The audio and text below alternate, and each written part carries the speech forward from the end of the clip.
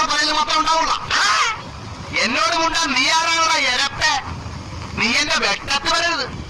വന്നാ നിന്റെ അച്ഛന് പിങ്കം വെക്കേണ്ടി വരും കേട്ടാ. എന്നാങ്ങോട്ട് കൊല്ലണം. പോടാ പോടാ, പോയി തരത്തി പോയി കളിയടാ കൊച്ചേ.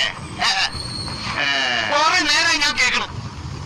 ഇയാൾ നമ്മളെ മാങ്ങണ് തുറക്കാതരമാതിരി അടച്ചു വന്നിട്ട് എല്ലാരും കേട്ട് നിൽക്കണം. അപ്പം മുതലിന്റെ കൈതടിച്ചു തുടങ്ങിയതാണ്. ഓട്ടിനാകുക പാവം, അവന്റെ എണ്ണം കൊണ്ട് തുടങ്ങിയതാണ്.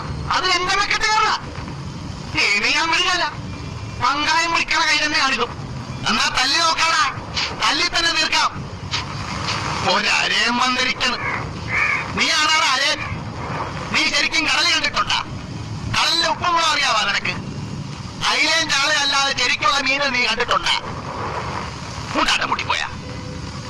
നീ കടലറിയണ ഒരു അരയനാണെന്നെങ്കിലേ നിന്നെ ഞാൻ മകനേന്ന് വിളിച്ചേനെ.